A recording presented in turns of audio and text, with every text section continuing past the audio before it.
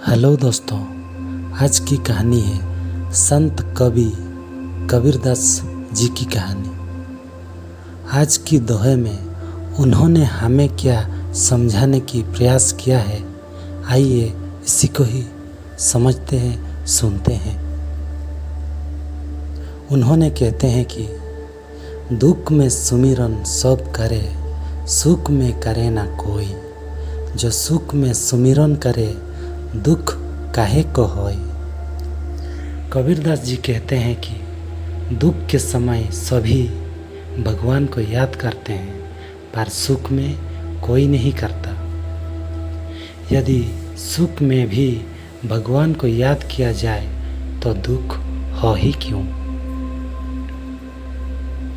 यह दोहा बताता है कि हमें हमेशा सुमिरन करना चाहिए।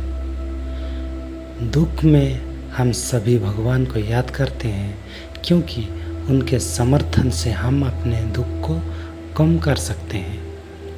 लेकिन सुख में हमें ध्यान देने की ज़रूरत है, क्योंकि अधिकतर लोग सुख के समय भगवान को भूल जाते हैं।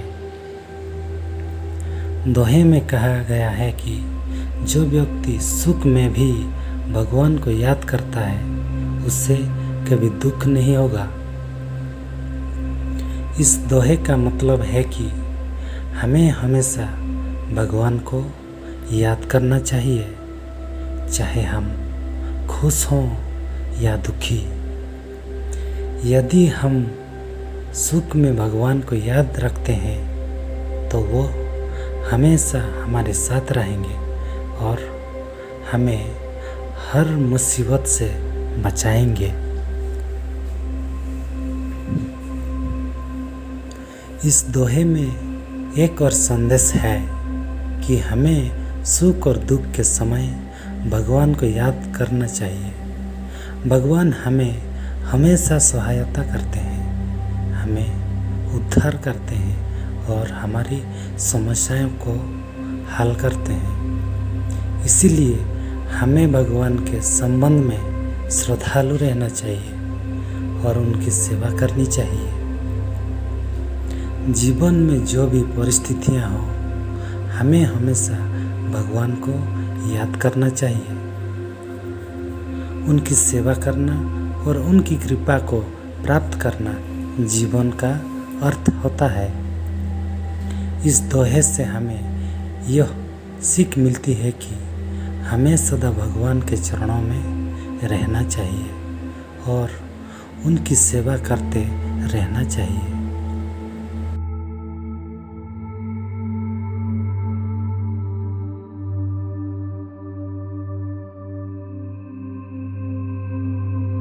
अगर हम उदास होते हैं और दुखी होते हैं तो हम भगवान को याद कर सकते हैं और उनसे सहायता मांग सकते हैं। हम उनसे शांति और आराम के लिए प्रार्थना कर सकते हैं और उनकी कृपा से हमारे दुख कम हो सकते हैं। उदाहरण के रूप में जब अर्जुन ने महाभारत के युद्ध में सब कुछ छोड़ दिया और विवेकहीन हो गए थे, तो उन्होंने भगवान कृष्ण को अपना सहारा बनाया। भगवान कृष्ण ने उनको आश्वस्त करते हुए अपने उपदेशों से उनको सार्थक जीवन के लिए प्रेरित किया और उनके दुख कम किए। उसी तरह जब हम सुखी होते हैं और सफलता हासिल करते हैं तो हम भगवान के लिए धन्यवाद अर्पित कर सकते हैं और उनकी सेवा कर सकते हैं। हम अपनी सफलता भगवान की कृपा मानते हुए उनके लिए कुछ दान या सेवा कर सकते हैं। और एक उदाहरण के रूप में भगवान राम के द्वारा रावण का वध करने के बाद हनुमान ने उन्हें धन्यवाद किया और उनकी सेवा की। इस तरह हम सुख के समय भगवान की सेवा कर सकते हैं और उनकी कृपा के लिए आभार व्यक्त कर सकते हैं।